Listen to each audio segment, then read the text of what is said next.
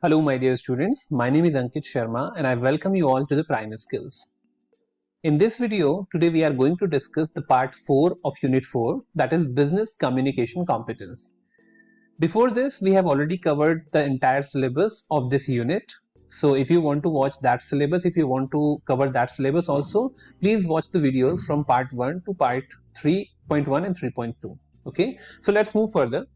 So first of all, let's see that what exactly is the syllabus. The syllabus is effective business communication competence, grammatical discourse competence, combination of expression and conclusion, and then finally socio-linguistic competence and strategic competence, solution of communication problems with verbal and non-verbal meanings. Okay, so we are going to cover this entire syllabus. So this lecture would be near about 40 to 45 minutes, and after this unit 4 would be completed. Okay, so business communication competence. What is competence? First of all, we must understand what is the competence. So competence is the set of demonstrable characteristics and skills that enable and improve the efficiency or performance of a job. So competence is nothing more than the characteristics or your qualities which you can demonstrate in certain areas, on certain you can say profiles or certain domains. Okay, so this is basically the efficiency. It is just the efficiency. Now, competence is defined as the capacity to respond to individual or societal demands in order to perform an activity or complete a given task. Okay, so it is the capacity or it is the ability in your personality or in your, you can say in your personality or in your mind or in your body, so that you can complete a certain task. They are developed through acting and interacting in both formal and informal education or professional context and require going beyond the mere reproduction of the required knowledge. So it means if you talk about the competence can be developed by formal or informal both ways. So if you are going to school and if you are learning mathematics, then you are actually developing the mathematical competence. And rather than going to the school, if you are sitting on a shop and just like calculating every day in a practical way, then probably you are actually improving your mathematical competence by informal way. The stages of learning. So now this is very important. You need to understand hierarchy of competence. So like whenever you learn in a hierarchy. So first of all, you are at a stage 1, then you go to stage 2, then you go to stage 3, and then finally you go to the stage 4, or level 1 to 4, you actually keep on moving. So whenever you want to learn, the very first stage is unconscious incompetence, then comes the conscious incompetence, then comes conscious competence, and then finally comes the unconscious competence. So let us understand what exactly is the difference between these levels of hierarchy, or you can say these stages of learning.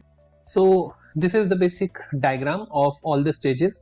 Unconscious incompetence. Unconscious incompetence means that you don't know what you don't know. For example, let us just talk about driving a car. I will take an example of driving a car in throughout the explanation. So suppose you don't know how to drive a car. So when you just sit on the driving seat, you don't know how to pull the gear lever and how exactly to push the accelerator, which one is accelerator, which one is brake. So you actually don't know what you don't know, right? That is called the unconscious incompetence. Okay. Now, after that, what happens? You start learning things. Okay. So you know, now you start learning that, okay, this is the gear lever, this is the accelerator, this is the brake, this is the brake pedal, this is the clutch pedal and all. Then you start getting conscious incompetence. It means you are conscious, you know that what exactly is what this gear lever actually shifts the gear, this brake helps you in just stopping the car, this accelerator actually helps you in moving the car. You know everything. But even then, after knowing also, you are not able to drive the car very much efficiently or very much skillfully. Okay, so you are at a conscious incompetence level. Now comes the conscious competence level. Conscious competence level means you know everything, and then you have started practicing driving car. Then gradually you picked up, and now you are able to drive the car, but you are not very much intuitive about it. It means that if somebody comes in front of you just suddenly, then you actually get panicked. Okay, so you are not very much seasoned, you are not very much experienced. Then finally, after driving 4 to 5 years, you become so skilled that you are talking over phone, and even then you are driving. You are actually talking to somebody while like sitting on the co-driver seat, and even then you are driving skillfully. That is called the mastery stage. Here you don't need to consciously put your concentration in driving car, or you need not to just consciously actually take care that what you are doing while driving the car. So this is basically the stage of learning. So unconscious incompetence, at the level of unconscious incompetence, you are said to be novice. At conscious incompetence level, you are considered to be advanced beginner.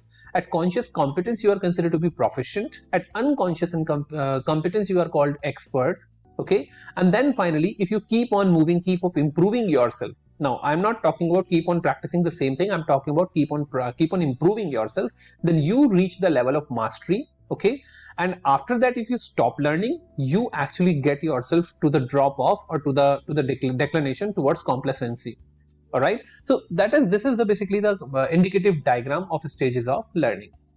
So let us just discuss about these 4 stages in a great detail, and then you would be able to understand that what exactly are the stages of learning. So number 1 is unconscious incompetence. Unconscious incompetence is the beginner stage of learning, which you start at when you start first practicing a new skill that you want to learn. Okay, so this is the very beginning stage. This stage is characterized by the fact that you do not know what you don't know. It means you don't even know what I don't know. All right, so if you don't know what you don't know, then how exactly you should go about it? So you will have to take some awareness from somewhere. As such, you are not entirely aware of what the new skill entails, and you are not exactly sure what your goal should be, meaning that you end up making a lot of mistakes without realizing that you are making them. So now what happens, like suppose you are just about to drive a car, but you don't know what to do. Okay, so you just sit over the driving seat, sit in the driving seat, and then you start simply just like touching the controls, simply just you can say playing with the control. At times you just push some other button which should not be pushed, and you simply just pull the gear lever in a different direction. So you are making a lot of mistakes. So because at this time you don't know what you don't know. All right, so this is called the unconscious incompetence. Now coming to the conscious incompetence, that is the stage 2 of learning. Conscious incompetence is the intermediate stage of learning which you reach after developing some familiarity with the new skill that you are learning.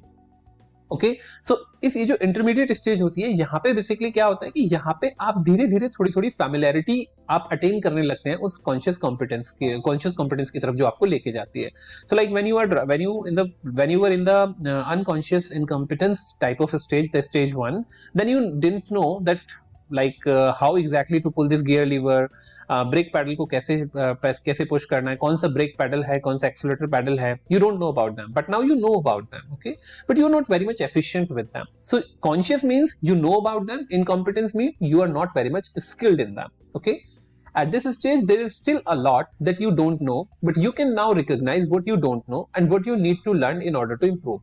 So यहाँ पे आपको एक differentiation create हो जाता है. Now you know that okay, I don't know how to pull or push this gear lever, so now I need to learn it. So here you can make a goal, you can make an objective, right? यहाँ पे आप अपना एक objective बना सकते हैं क्योंकि आपको पता है कि आपको क्या सीखना है. फर्स्ट स्टेज में आपको ये भी नहीं पता था कि आपको क्या सीखना है. सेकंड स्टेज में आपको कम से कम ये पता है कि अब मुझे किस में मास्टरी हासिल करना है या फिर किस में मुझे आगे बढ़ना है.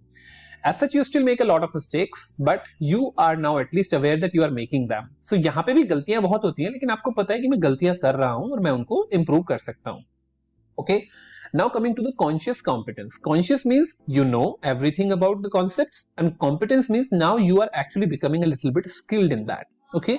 So conscious competence is the proficient stage of learning. Proficient stage of learning means like you are becoming proficient, which you reach after or develop a strong proficiency at the skill that you are learning. So now suppose like you are driving the car for 1 month, 2 months and 3 months, and after that you start enjoying the process because you are getting proficiency in that skill. You are learning that how to drive a car properly. Now you have started taking the car to the roads, and you are actually going to the busy places also, although a little bit conscious, but once again you are actually becoming better and better every single day. At this stage, you already have a good grasp of the skill and of what it entails, so that you make only a small number of mistakes while practicing. So you don't make many mistakes, right? So, but at times it happens, somebody comes in front of you suddenly and you get panicked and you just push the brake lever to the maximum extent and your car stops abruptly. Okay, so it happens. Okay, so that is called the conscious competence because you are at a third stage now. However, performing at a high skill level requires significant and conscious effort on your part, and a lot of things that a skill entails still aren't intuitive to you. So you don't have that intuition. Okay, so you don't have that skill that you are doing two things or you are doing multiple activities simultaneously, right? So you are not very much intuitive and not very much master over there. So in order to get the mastery, you need to approach yourself, or you need to lift yourself to the fourth stage, which is known as unconscious competence. Now unconscious means आपको सोचने समझने की जरूरत भी नहीं है और तभी भी आपके अंदर वो competence है, right? Unconscious competence is the mastery stage of learning which you reach once you develop a very high level of proficiency in the skill. अगर आपको गाड़ी चलाते चलाते 5 साल 7 साल हो चुके हैं तो मेरे हिसाब से आप unconscious competence को बहुत अच्छे से समझ सकते हैं. You can understand that when you are actually driving the car and for 5 to 7 years, then अगर किसी की कॉल भी आ रही है, आप फोन पे बात कर रहे हैं, even then you are driving without any problem, you are driving easily, comfortably. In the same way, you are listening to the songs, you are talking to people, you are enjoying your drink, even then you are driving the car easily, okay, by one hand only, one hand on a gear lever, one hand on a steering, and even then you are driving easily, okay. So it becomes the mastery stage, or you can say the fourth stage, which is also known as unconscious competence. All right. The biggest difference between this stage and the previous one is that performing at a high level is now much more intuitive and no longer requires a much conscious effort on your part. You don't need to actually concentrate on the process of moving the steering and the process of simply pushing the brake lever or accelerator lever, or just simply pulling the gear lever. You don't need to think about them. They will happen, themselves only. They are very much ingrained in your personality now. They are very much ingrained in your habits now. They have become actually your habit, the second nature. And that's why it is called unconscious competence, because you don't need to think about it, but even then you are very much competent in them. So this is basically the level. Unconscious incompetence, you get wrong intuition. Conscious incompetence, you get wrong analysis. When you get the conscious competence level, that is considered to be the better level, that is called the right analysis. And when finally you reach the unconscious competence, that is basically the right intuition level. So this is basically the hierarchy of competence. Stages of learning, once again, there's one more example. You can just go through it. I have already explained it clearly. Competence versus performance. Now there is a confusion between the competence and performance actually. Some people think that if you are having a competence, then you can perform also. No, you need to understand. You need to understand the demarcation between the competence and performance. Chomsky was basically the scientist who was from Massachusetts Institute of Technology, and he's considered to be a very good linguist. Okay, so he gave a lot many theories. So we are just talking about him. Chomsky separates competence and performance. He describes competence as an idealized capacity that is located as a psychological or mental property or function, and performance as a production of the actual utterances. Now try to understand. Suppose I say that you understand English. You know about each and everything about English. You know grammatical rules. You have a very good vocabulary. Okay. You know how to translate into English. You understand English properly if somebody is speaking. But when it comes to speaking yourself, you are not able to speak it. So now what I can say this thing, that you are competent in English. It means you have a potential to speak. You have everything which a speaker requires. But if I talk about performance, you are not able to perform, or you cannot perform because your skills are not at a performance level. So it means competence means that you have the ability to do something, but performance means you are really able to do it. So if you are competent, it doesn't show that you are able to perform as well. But if you are able to perform, then of course you are already competent. So competency doesn't ensure performance, but performance will only be analyzed only when you are having the competence. But important thing here is there is no specific method to check the competence. Competence can be checked only by the performance. So for example, if somebody asks you, अगर आपसे कोई पूछता है कि भाई आपको English आती है, तो आप क्या बोलेंगे? आती है. आपसे बोलेगा कि मुझे कैसे पता लगेगा? आप इसको परफॉर्म करके दिखाओ. तो इट मींस इंग्लिश को चेक करने का या कॉम्पिटेंस को चेक करने का एकमात्र तरीका केवल और केवल परफॉर्मेंस होता है. सो कॉम्पिटेंस लेवल पे अगर आप रुके हुए हैं, आपको लगता है कि मुझे इंग्लिश के सारे रूल्स आते हैं, मुझे ग्रामर आती है, मुझे वोकैबुलरी अच्छी आती है, but you are not able to perform, nobody would be convinced that you are competent enough. Everybody will think that you don't know anything. So in order to make everybody understand that you are competent enough, you need to perform. So performance is very important. So now I hope the difference is clear. Competence means the potential or the knowledge or the required necessary resources which are required, they are already within you. But if you are not able to show them, demonstrate them, if you are not able to express them, you are not actually a performer. Okay. In short, competence involves knowing the language and performance involves doing something with the language. The difficulty with this construct is that it is very difficult to assess competence without assessing performance. As I gave the example, competence cannot be assessed without performance. So if you do not do the performance, nobody would be convinced that you are already competent. Competence in human resource can be simply described as the ability of an individual to perform his or her role in a proper manner or being adequately qualified to perform a specific role. So here we are talking about the eligibility and qualification.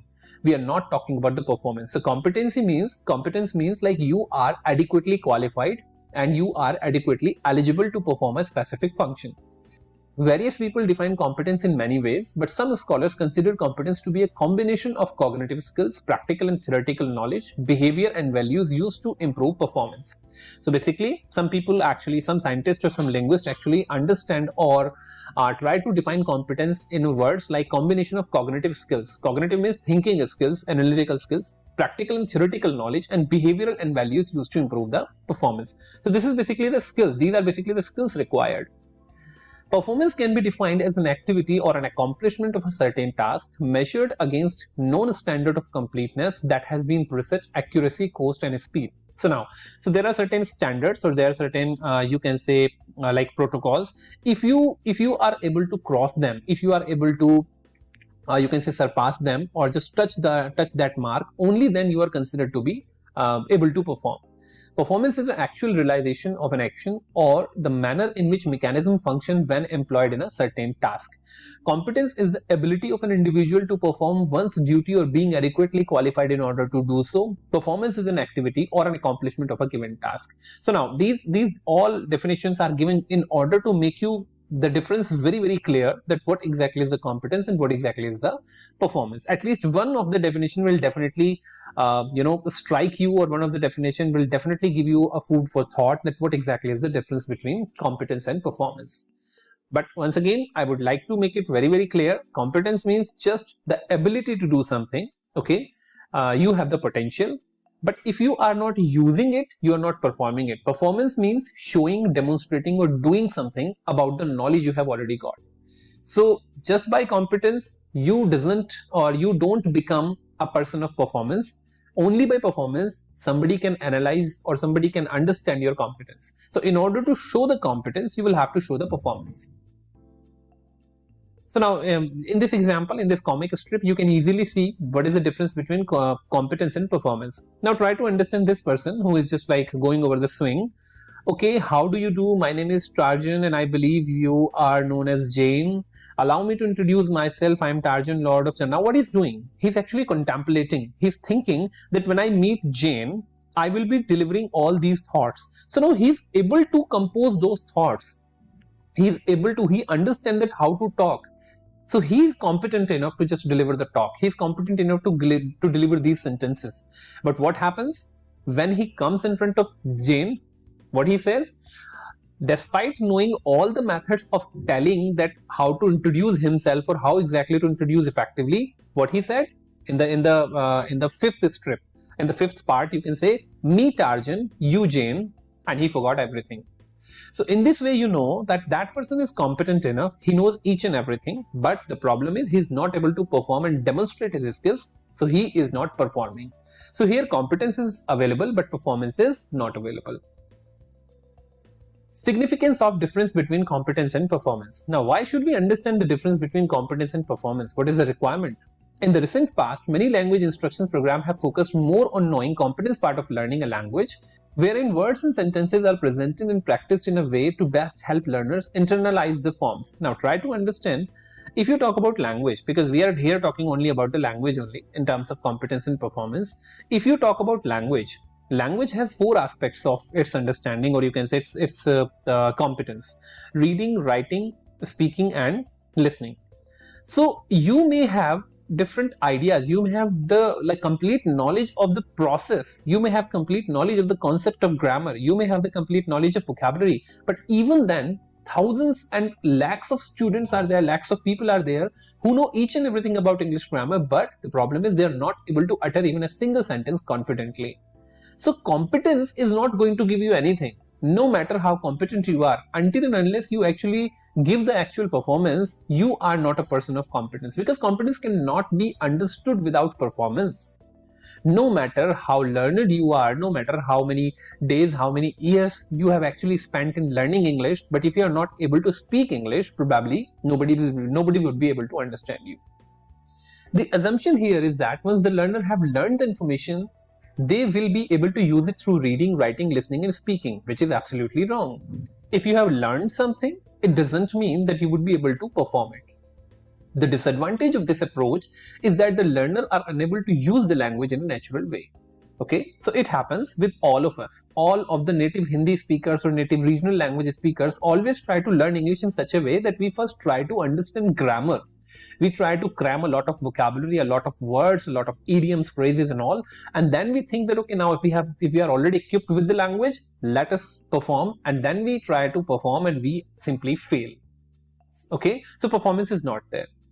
Having been trained to learn the language through knowing, learners have difficulty reversing the training and actually doing something with the language. Okay. In brief, it is difficult to assess whether the learner's insufficient proficiency is due to the limitation of competency or the lack of performance.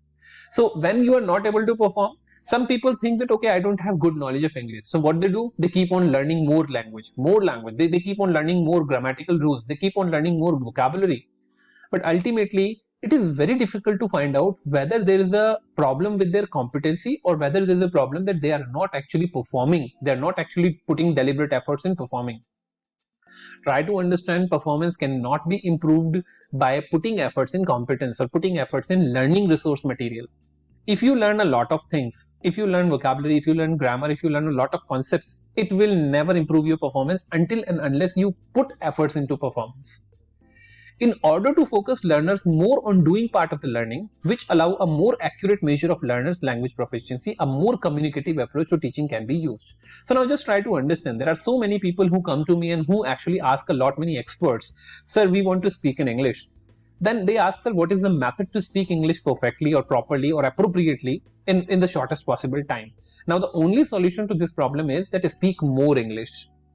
If you think that you keep on learning grammatical rules every single time and it will someday will make you overnight a good speaker, that is really not going to happen.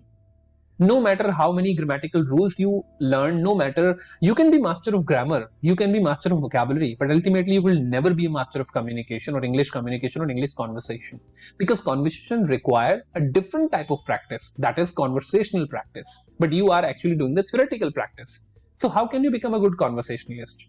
So please try to understand, if you want to attain the performance, if you really want to become good at performance, please try to devote your time to the performance, not competence. Most of the time, 90% of the time, what happens, we actually devote our time to attain the competence and then we accept ourselves to deliver the performance. This is entirely a different game. Okay, so don't ever try to do that. What is communication competence? Now we are coming to the major topic. What is communication competence? Hims was also a linguist. Hims actually gave two kinds of competence: linguistic competence and the communicative competence. Linguistic competence deals with producing and understanding grammatically correct sentence. So if you are able to make grammatically correct sentences, construct grammatically correct sentences, then you are linguistic competent. The communicative competence deals with producing and understanding sentences that are appropriate and acceptable to a particular situation. So now there would be many examples which we are going to discuss about, but now for now just try to understand that one sentence does not work in different situation.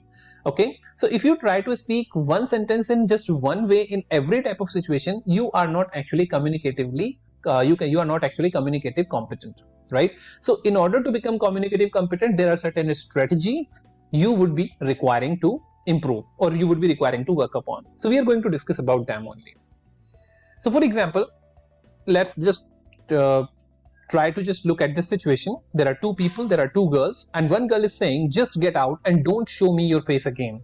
So if you look at the grammatical aspect of this sentence, there is nothing wrong. This sentence is absolutely grammatically correct, no problem with that. So linguistic competence is there in this girl who is speaking this sentence. But when you talk about communication competence, if you look at this sentence is very rude. Okay, so you are telling somebody in a rude way. It means that you are not having a communication competence, because you don't know how to talk to somebody or how to actually look at the social aspect of that specific sentence.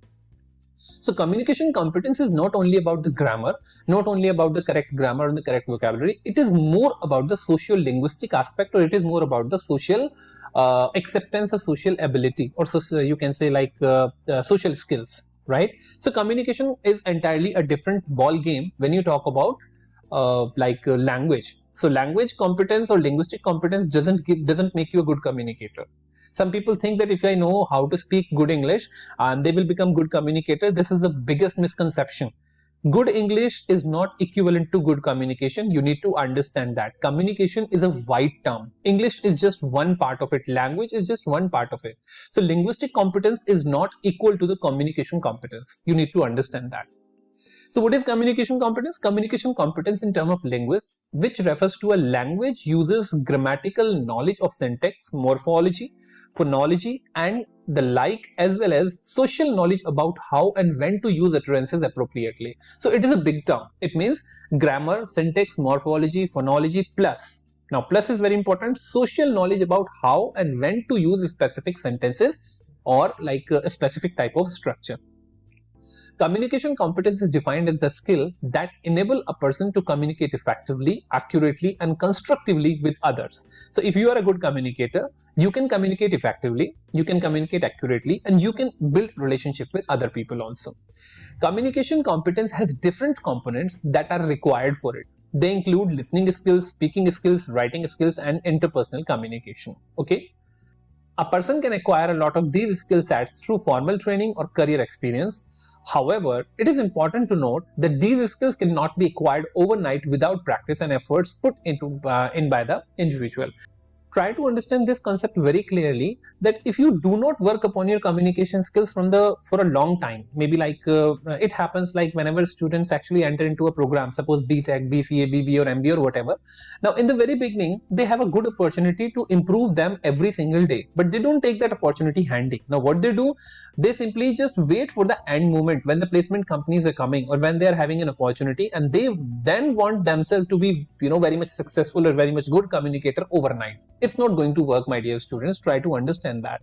Okay, so if you think that okay, within 20 days or within 3 months of time I would be taking a coaching and I will become a very good communicator, it's absolutely wrong. It's a misconception.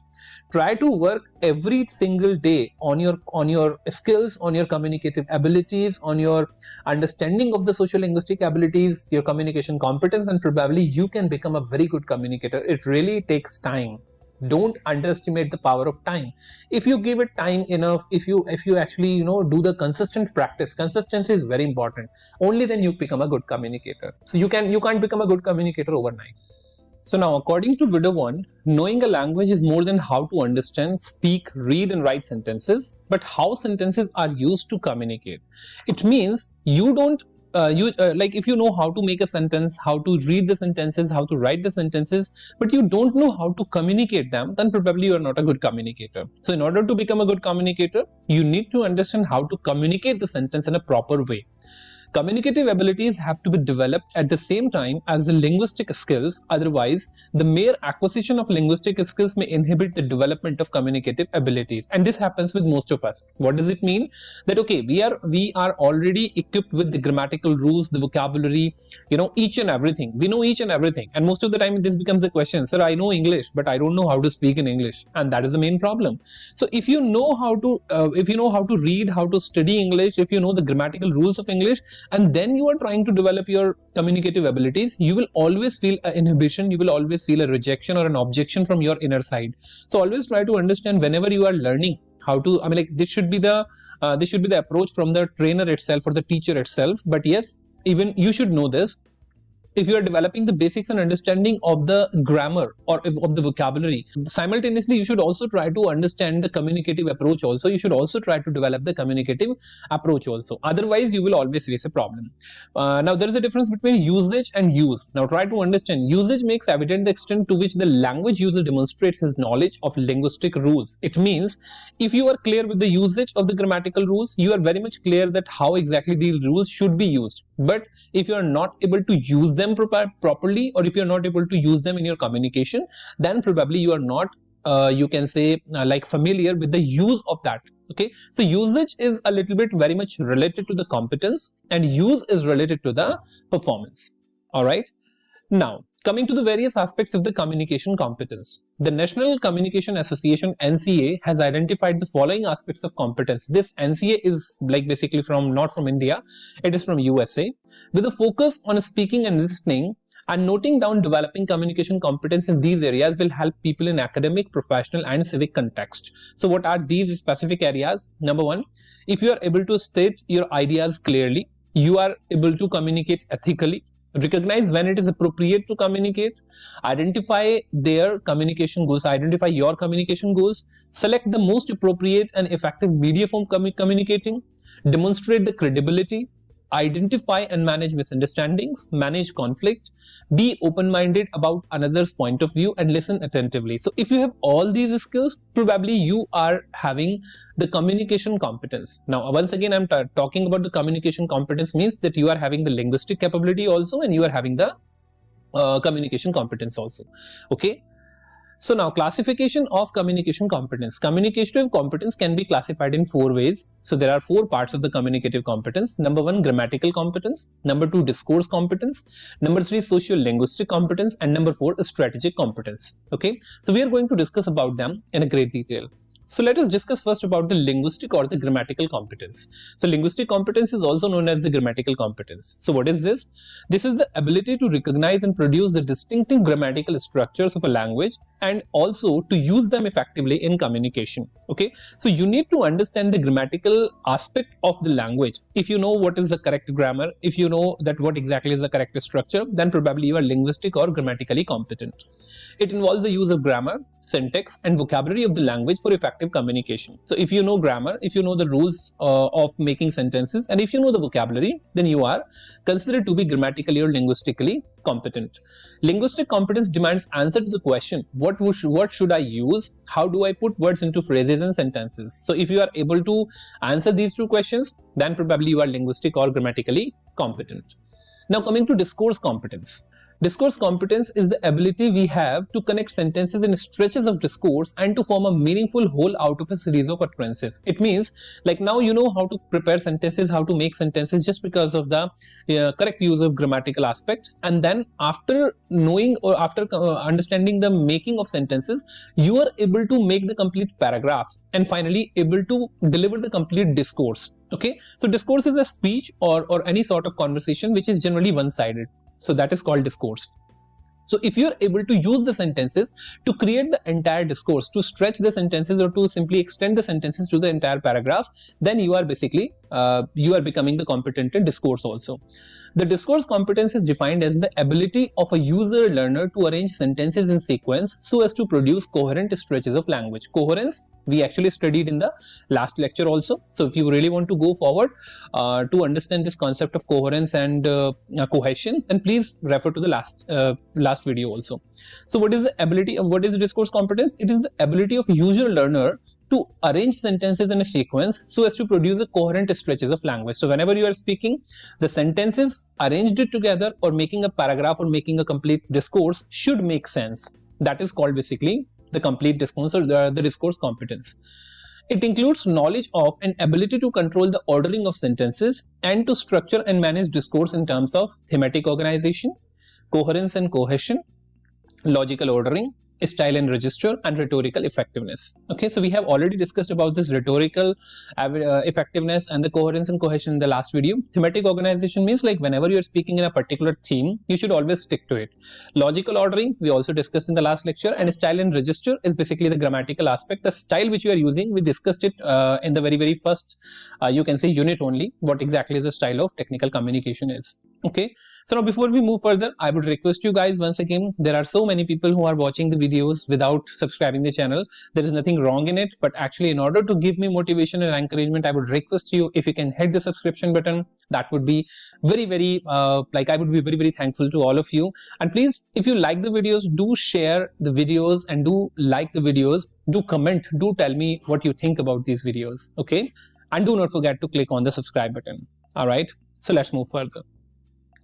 Discourse competence is knowing how to interpret the larger context and how to construct longer stretches of languages so that parts make up a coherent whole. Once again, putting the sentences in a logical and coherent order is basically the complete discourse. Discourse competence asks how our words, phrases, and sentences are put together to create conversations, speeches, email messages, newspaper, and article. So if there are numerous number of sentences, they are grammatically correct. If you are putting all the grammatically sentences in a coherent and in a very logical order and they are making sense, then it is considered to be the complete discourse. It can be written one also, it can be spoken one also. So discourse styles. Now when we are talking about discourse competence, we need to understand there are different type of discourses. Okay, so what are the different type of discourses? There are generally 5 type of discourses: oratorical, deliberative, consultative, casual, and intimate. So let's have a good look at them. So oratorical means like speaking. So oratory skills mean speaking. So it is used in public speaking. Wording is carefully planned in advance. Intonation is some exaggerated, and numerous rhetorical devices are appropriate. So whenever you are speaking in public, you need to concentrate more on how to speak rather than what to speak. Although what to speak is very much important, but how to speak is more important than what to speak. So in order to understand how to speak, you need to work upon your non-verbal communication skills. You need to work upon the pragmatics, or you need to work upon the meta communication skills such as intonation, your stress pattern, and the pronunciation. All these things should be worked upon. Then comes the deliberative style. It is used to addressing audience, usually audience too large to permit effective interchange between speaker and hearer. So when the audience are very large, audience is very large, in that situation the deliberative style type of communication is actually required. Okay, so it happens generally in case of the mass media. For example, Prime Minister Modi is delivering a speech, it would be a deliberative type of a style. The third one is consultative style. It is the formal dialogue with the consultative approach. The major objective with this type of discourse is helping somebody out of a problem. Words are chosen with some care. So now try to understand, whenever somebody is having some problem, he will always look for some sort of consultation. So when you are having a physical, you can say like medical problem, you actually go to the physician or a doctor. And then when you are having psychological or mental problem, you actually go for the psychologist for a consultation. If you are having some sort of professional problem, you go to any specific consultant related to that domain. So consultative style of communication is very much required when you want to provide a solution to a problem. And then finally comes the casual style. It is very much popular among every one of us. We know when we are talking to our friends, when we are talking to our relatives, our family members, then probably we are using this casual style. So it is an informal discourse among friends and colleagues or the member of family. The words are not guarded. The social barriers are moderately low. So here the words are not a problem. You don't need to just select the words appropriately. You can use whatever type of words or slangs or sort of jargons you would like to use. You can definitely use them. And then finally come the intimate style. This is basically very personal type of communication. It is one characterized by the complete absence of social inhibition. So if a husband is talking to his wife, or if a wife is actually talking to her husband, then probably it's a very sort of personal or intimate style. Talk with family, loved ones, and very close friends where the inner self is revealed is usually an intimate style. Okay, so these all are called the different type of discourse style. Now you need to understand that there are 4 styles of conversation also. So conversation can be one-way conversation, only one person is speaking. Two-way conversation, both people are allowed to speak and just share their ideas. Competitive conversation, people are more concerned about their own perspective. So like more number of people are speaking, but one person who is speaking is only concerned about his perspective in order to win the argument. And then finally, cooperative conversation. Now, cooperative conversation is participants are interested in the perspective of everyone involved. So when people are involved in a group discussion, generally what happens, people make it a competitive conversation, but it should be what? It should be the cooperative type of conversation. All right. So cooperative type of conversation means that you are taking care of what another person is saying. You should also take care of that. So when we talk about the conversations, there are 4 basic type of conversations. Number 1, discourse. In the discourse, what happens? The style is one way and cooperative, and the purpose is to deliver the information. So discourse is generally one way. It means only one person is speaking in order to express his ideas. Number 2 is dialogue. Dialogue it's two-way and it is very much cooperative. Once again, purpose to exchange information and build relationship. In dialogue, both people speak to each other and they are very much cooperative in nature. Then comes debate. Debate is two-way, but it is competitive. Try to understand, whenever you are in a debate, everybody, every side or every person whosoever is participating will always try to give preference to his perspective. Okay, he will be taking care of his perspective only. His sole objective here is to win the idea or to win the argument. Then comes diatribe. Now diatribe is one-way competition or one-way type of competitive environment where to express emotions, browbeats, or inspire. It means you would be speaking. For example, let's talk about the political speeches. For example, like some Congress spokesperson is speaking. Now, although he is speaking alone, nobody is competing with him at this moment when he is speaking. But whenever he would be speaking, he would always be speaking against the BJP, right? So it would be competitive, right? It would be competitive, but once again, it would be only one-sided. So that is called a diatribe. So these are the 4 types of conversations. So debate, once again, I have explained here only. A competitive two-way conversation, the goal is to win an argument. It is debate. Dialogue is a cooperative two-way conversation. The goal is for participants to exchange information and build relationship with one another. And then finally, discourse is a cooperative one-way conversation. The goal is to deliver information from the speaker, writer, or the listener to readers. Then diatribe is a competitive one-way conversation. The goal is to express emotions, browbeat those and disagree with you, or to inspire those who have the same perspective. So earlier there were 2 other competence which we discussed. Number 1 was linguistic or grammatical competence. Then we discussed about the discourse competence, and now we are coming to the socio-linguistic competence. Socio-linguistic competence is the ability to interpret the social meaning of the choice of linguistic varieties and to use language with the appropriate social meaning for the communication status or situation. So no matter how good a communicator you are, if you don't know in which type of social situation, what type of sentences or what type of grammatical structure or what type of language should be used, probably you are not a person with socio-linguistic competence. Knowing how to use and respond to language appropriately, given the setting, the topic, and the relationship among the people communicating is known as the socio-linguistic competence. Now, socio-linguistic competence asks which questions, which word and phrases fit this setting and the topic.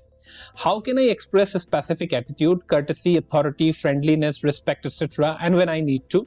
And how do I know what attitude another person is expressing? So all these questions can be asked in socio-linguistic competence.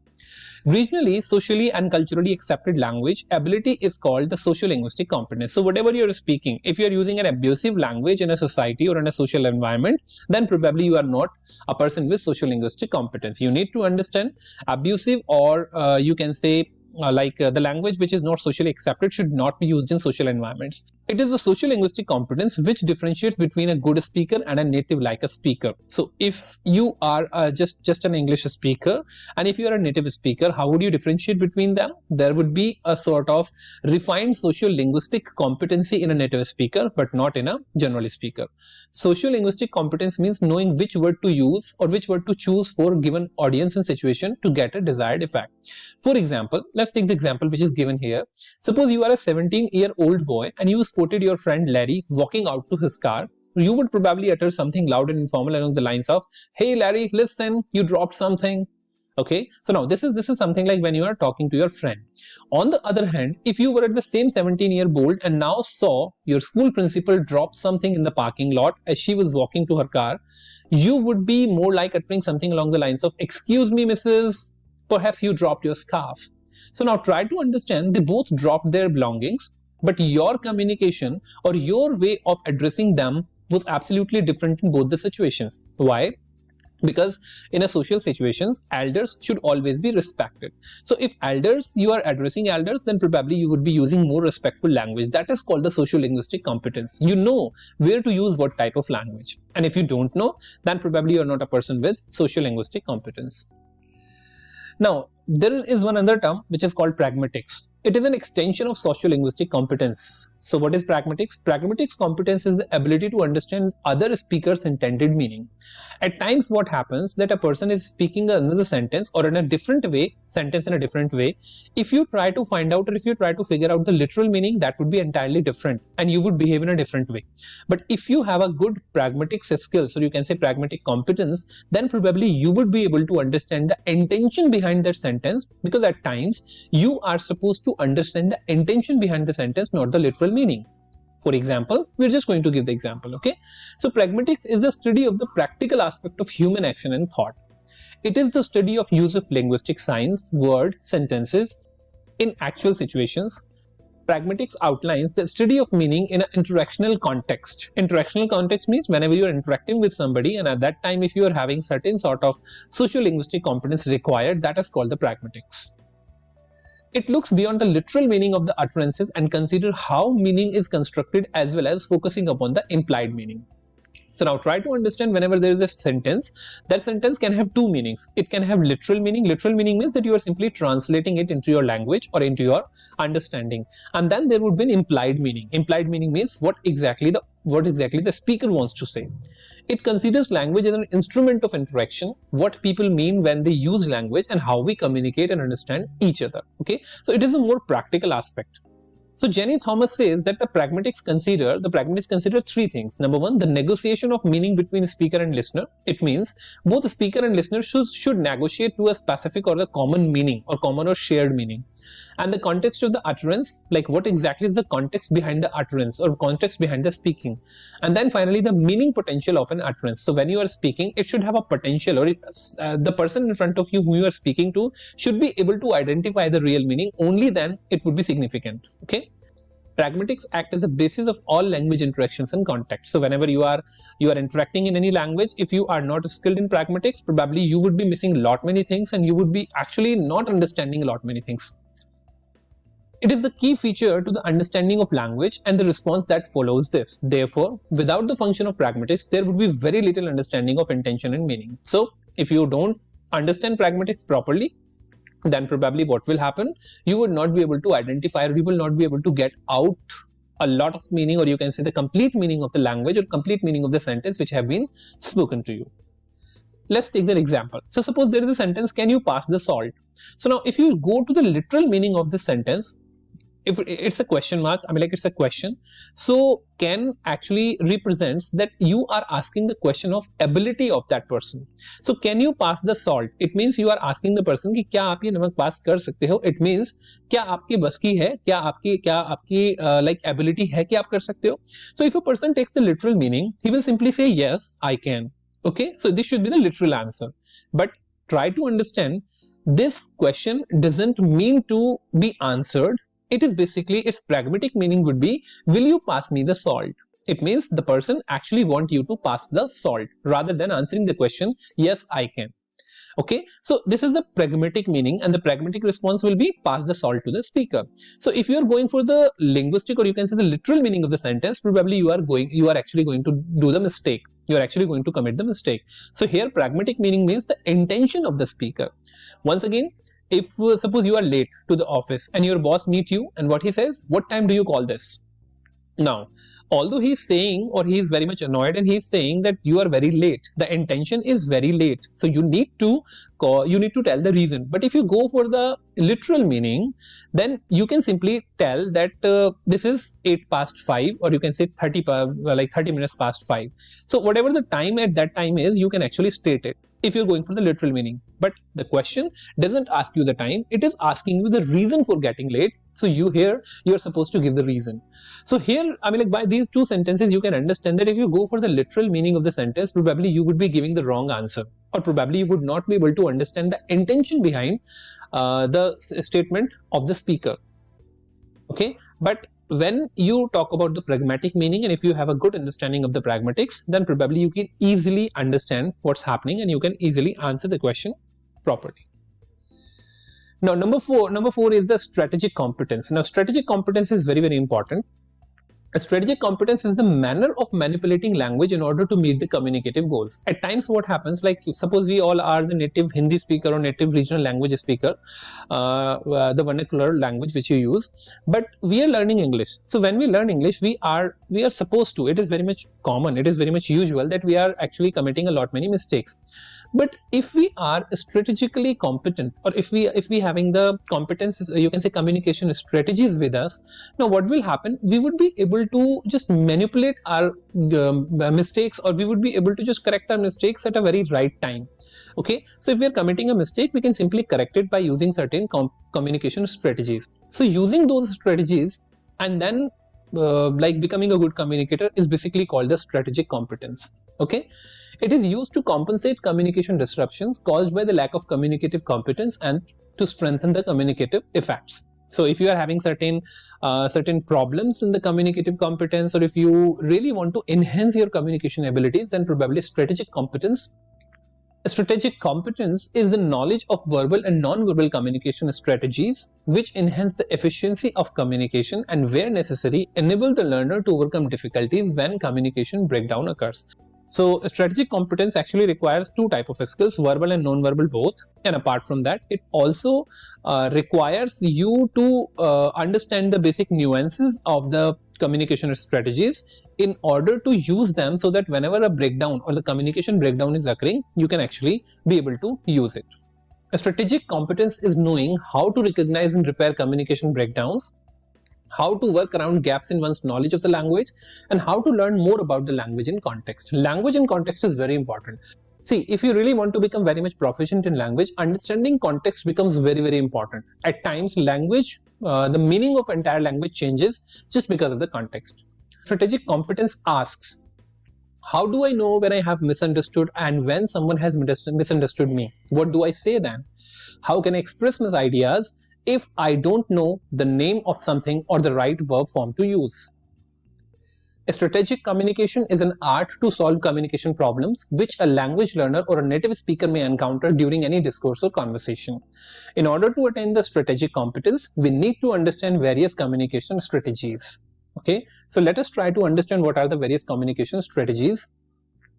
Some major communication strategies followed by speakers are: number one, paraphrasing. Now, paraphrasing can be of different types. For example, approximation.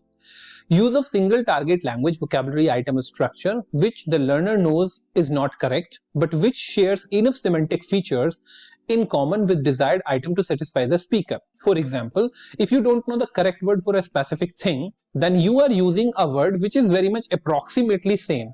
So you can use pipe for water pipe. Okay. In the same way, number two is word coinage. Word coinage means that you are making your own word. The learner makes up the new word in order to communicate a desired concept. For example, air ball for balloon. Air ball is not a word, but in order to give a sense, the audience or the speaker is actually making his own word air ball, because he actually forgot the real word balloon, or he actually forgot the real you can say vocabulary, and then he is actually trying to create his own word, that is called the word coinage. The third one is circumlocution. The learner describes the characteristics of the element of the object and action instead of using the appropriate target language item or the structure. If a person doesn't know the specific word for any specific thing, then he tries to simply, you can say, tell the characteristic of that object rather than telling the word, because he has already forgotten the word. So for example, if learner do not know the word grandfather, they may paraphrase it by saying my father's father. Okay. In the same way, a learner is actually trying to recall a person's name, but he is not able to do that. So what he's doing, she is smoking something.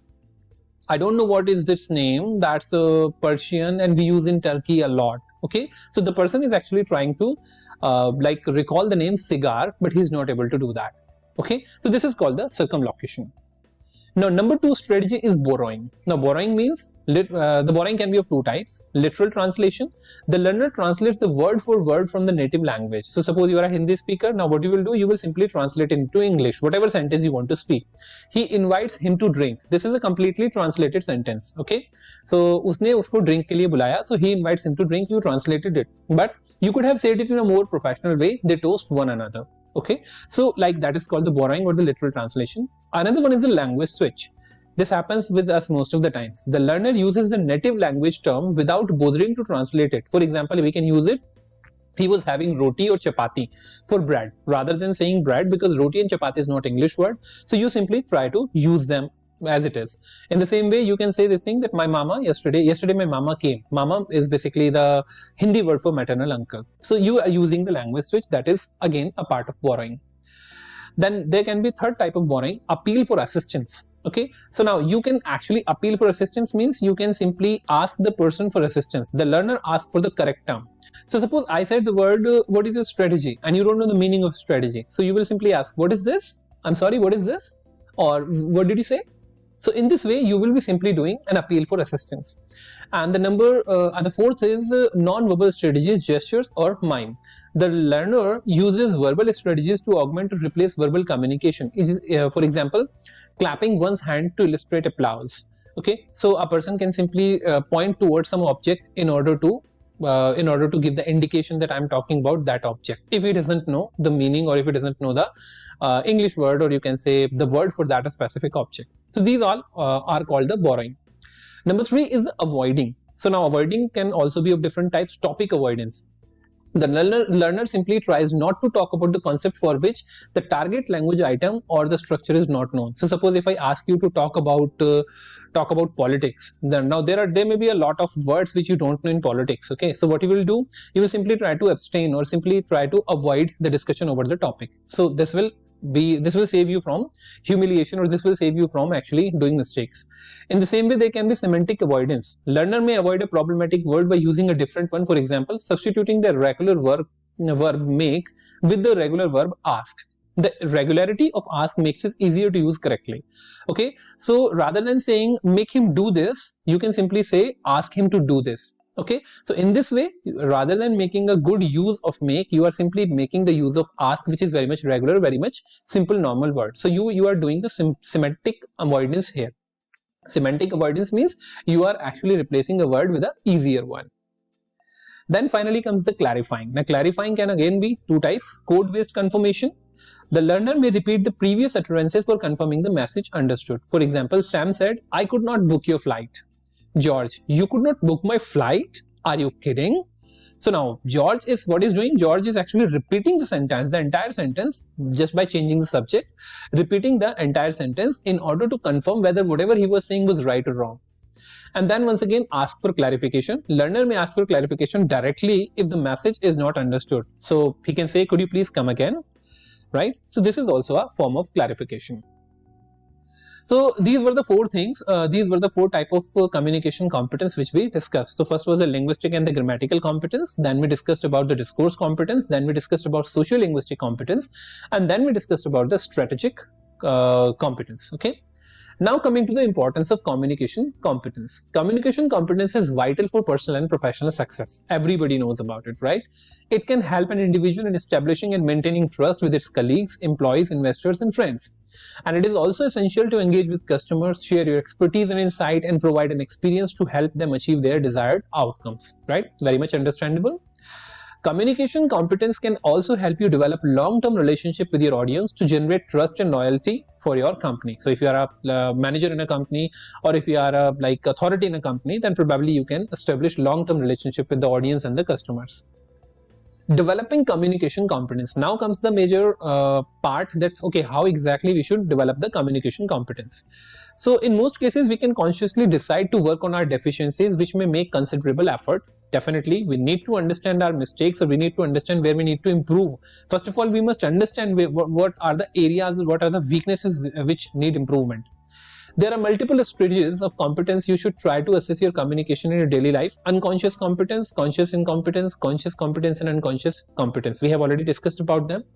And now this is one other example. So suppose you want to improve your communication. So before acquiring a rich cognitive knowledge base of communication concept, and before you practice and reflect on skills in a particular area, you may not be aware about what you are communicating in an incompetent manner. That is, you may exhibit unconscious incompetence. So if you are not able to understand the language, if you are not able to understand that how to improve my communication, you are in a stage of unconscious incompetence. Okay. Once you learn more about communication and have a vocabulary to identify concepts, you may find yourself exhibiting conscious incompetence. Now you have started improving your vocabulary gradually, and after some time, maybe 1 month or 2 months, you will start picking up things, reading newspaper in English, going for the listening English news, watching English movies and all, and then gradually you will start picking up. Then you will become conscious incompetence. It means you will try to understand, and you will start having in a list that, okay, I don't know this word, I don't know this specific type of sentence, I don't know how to pronounce it. Now you are having goals in front of you, what you need to do. Okay. Then as your skills increase, you may advance to conscious competence. Now conscious competence means that you are improving on those skills which you have already made the goal of. You know, you are communicating well in a moment, which will add to your bank of experiences to draw from in future interactions. So now this conscious competence is actually going to make you a little bit better, or rather I should say quite much better than your previous self. When you reach the stage of unconscious competence, you can communicate successfully without straining to be competent. It means in case of unconscious competence, it becomes your second nature. For example, now when you speak Hindi or when you speak any of your vernacular language, you probably do not need to think about anything. You don't need to think about grammar, vocabulary. You speak fluently without any problem. In the same way, when you reach in English at the stage of unconscious competence, you would be speaking like anything. You don't need to think about it. You would be very fluent and everything like that. So how to develop communication competence? There are certain points which you can keep in mind. For example, challenge yourself. Whenever, like I have seen people that they want to speak in English, they really want to improve their communication skill, but they do not want to work hard or challenge themselves. They always try to be in a comfort zone. So if you really want to be in comfort zone, probably you need to forget about improving your communication skills. Challenge yourself to apply the concept which you are learning for your personal and professional lives and goals. Now try to understand if some skill is very important for your personal and professional life. Please try to challenge yourself. Every time give yourself a new specific challenge so that you actually motivate yourself to work harder. Commit to sharing the knowledge you gain in a formal and informal circles with those around you. So like whenever you gain anything, whenever you learn anything new, try to disseminate it, try to share it among your friends, among your colleagues, and then probably you would be able to relate or assimilate it more. Practice self-monitoring. Always try to practice self-monitoring, means try to take care of your actions and of your you can say diligent activities towards improving yourself. Start to notice your communication habits and abilities more. Notice both the strength areas and the areas which need improvement. You need to be very much sincere and very much disciplined about it. Nobody else, you can't rely on anybody else. If you ask somebody, probably they will say either you are very very good, or they will simply discourage you from speaking, or you can they can simply say thing bhaiya tumse nahi ho payega, right? So in this way what will happen, you would not be able to get the correct feedback. You can be your personal monitor, you can be the best feedback giver to yourself. Always try to find out what are your strengths, what are your weaknesses, how to improve how to actually work upon those weaknesses, and how to keep moving ahead with the strengths. Be prepared to put in the time to improve. Most of the times what happens, people are not ready to put in time. They would be watching movies, like enjoying their time, going for the like weekends, holidays and offs and all, and when it comes to improvement, they don't even want to put half an hour every single day. If I ask them, okay, just give half an hour every single day to your communication improvement, now their answer is, sir, I don't have time, I'm really very busy. Really? Busy for what? If you don't want to improve, then nobody can help you out. You will have to alone, you will have to get your time out in order to improve yourself.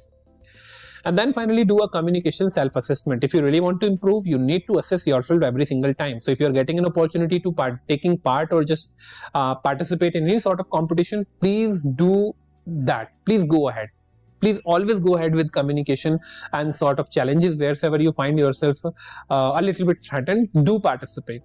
Because there is an old say, do the things you fear and death of fear is certain. So most of the times, whatever we do, whatever we fear, if we take a step further and just try to do them, then probably those things would be very much a cup of tea for us.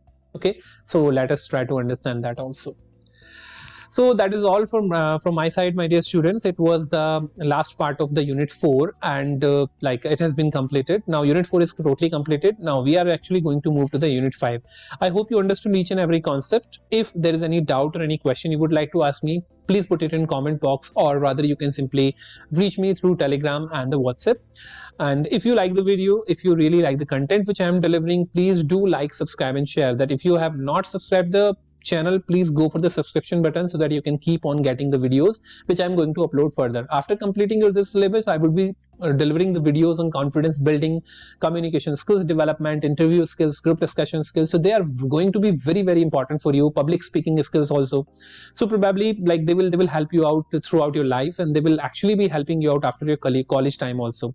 Okay, so I hope I delivered my content well. Thank you so much for attending the session, and if you want to just say something, please like comment in the comment box. Thank you so much guys. See you in the next video.